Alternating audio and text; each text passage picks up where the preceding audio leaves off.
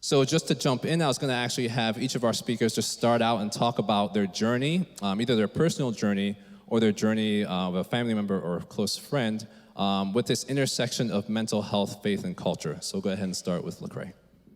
First of all, how y'all doing? It's an honor to be here. Appreciate it.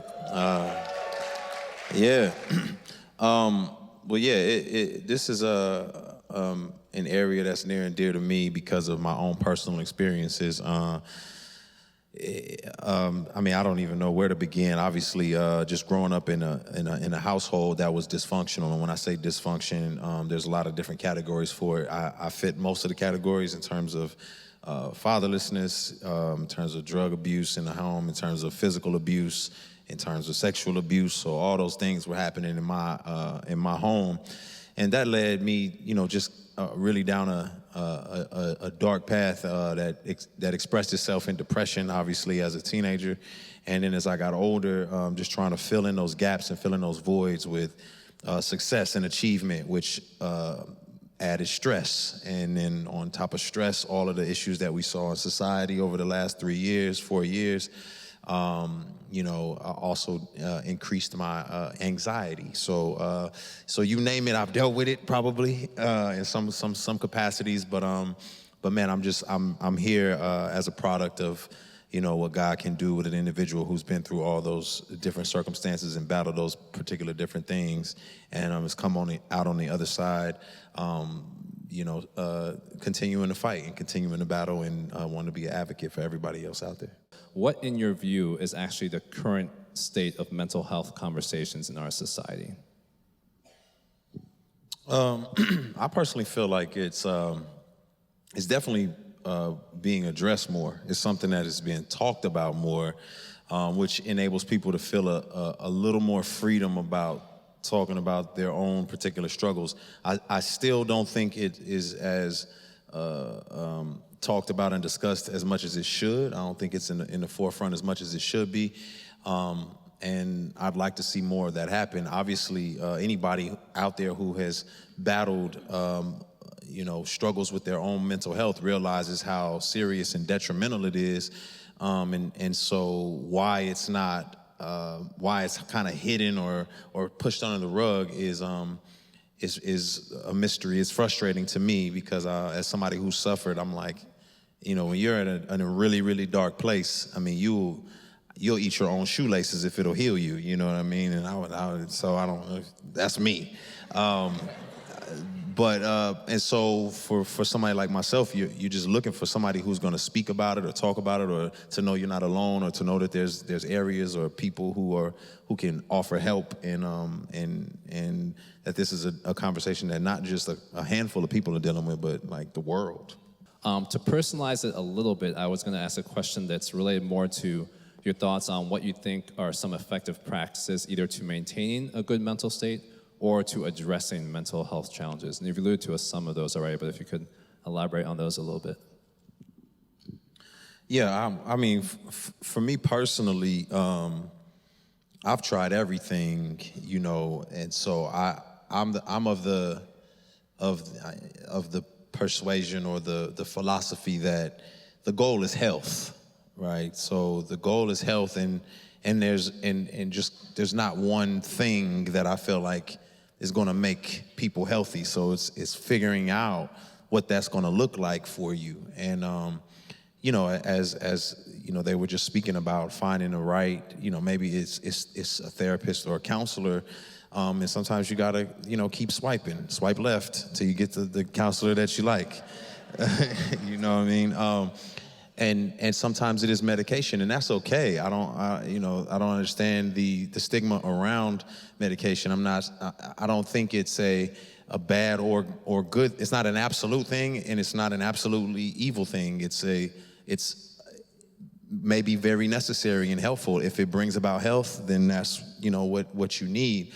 But I'm also a fan of meditation. I'm a fan of exercise. I'm a fan of eating right, and all of those particular things have been and can be beneficial. And so I'm not of the school of there's one way to achieve mental health. I think I'm of the school of, are you healthy? That's the goal.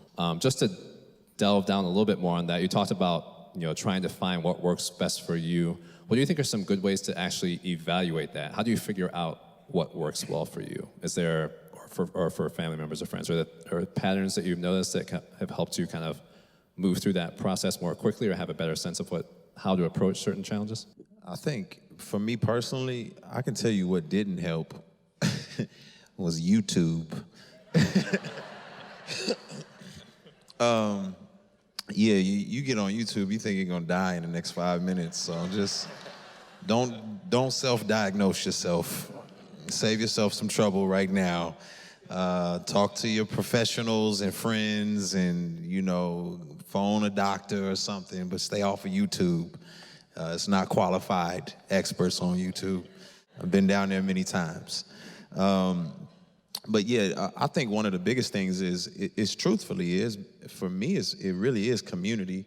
It really is people who love you where you are, for who you are, how you are, and when you have people like that, they're willing to kind of step into the situation that you're in, and even if they don't fully understand it, they're still willing to go there with you and to process with you and to carry whatever burdens that they can particularly carry. And sometimes it takes patience on your part if you're battling and you're struggling with the people around you who love you, to explain to them, especially if you have people who want to be around. And I think that's huge. It's just that community, those people around you who can care about you and tell you, give you an alternative perspective to what you may be ruminating on a consistent basis. So to jump on some of what you all have been saying, you've been alluding to this a little bit already, I'd be curious to hear how your faith actually informs your approach to mental health or to the mental health of your loved ones. I mean, we've touched on that, but I'd like to see if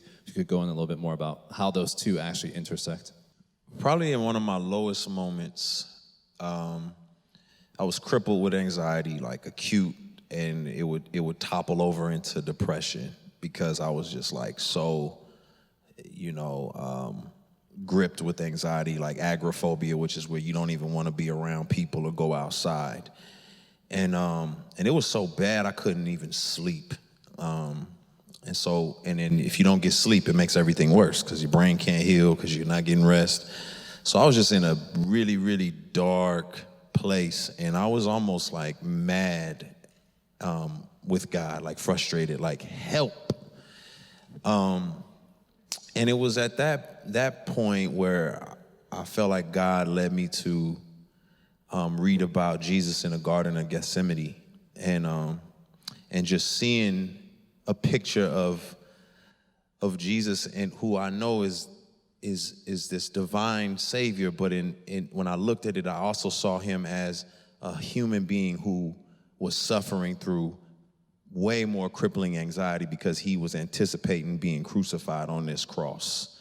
And he was sweating drops of blood, and he just knew what was ahead of him. He's like asking his friends, why aren't y'all up? Why aren't y'all praying? And I was really relating and connecting, and I was seeing that not only was he just like some kind of like superpower in the sky, like, who's like, you'll be all right.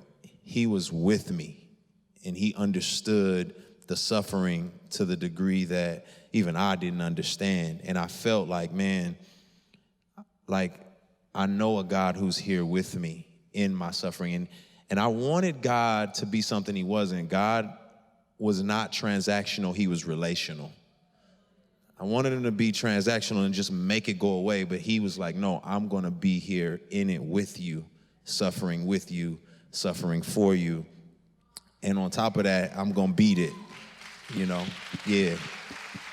And so that gave me hope. And then, like I said, on top of that, I was confident because he beat it. And he says there's gonna come a day and a time, because you trusted me, that you'll never have to deal with any of this stuff ever again. And I'm just following him until that day comes, until I'm with him in a glorified, different body and different brain where I don't have to be concerned with this type of stuff. So, what do you guys do when you do not remember that God is there and depression and anxiety attacks you? In certain circumstances, for me, it was having people around me who were praying and who were focused on God. And then also, I don't know, man, you know, I found that God was uniquely close to me in the desert. You know what I mean? When I was in the darkest spaces where I didn't have the energy or the mental capacity to draw near to him, he would draw near to me in some unique ways. And I just was open to it, and I would be looking for it every day, because I knew it was some periods of times where I couldn't even read the Bible because it was like a brain fog, where I couldn't even read it. But for me, what was happening was he would show up in these unique ways where I just would, you know, and this is how I felt like he was drawing near to me. I would be going through the book of Jonah, and then I just couldn't read it anymore. And then I would jump in a car, and then the car in front of me had a whale sticker randomly behind it. And then, you know, and then I got home, and this is literally a true story. I get home, and my daughter, she's 10 years old, she says, "Daddy, you're back. I got you a gift." And it was a stuffed whale. And it was just these little things that I felt like God was just like saying, "I'm here. I'm still here. I know you don't feel like I'm here. I know you're struggling to like come to me. I'm gonna come to you." And that was what was happening for me.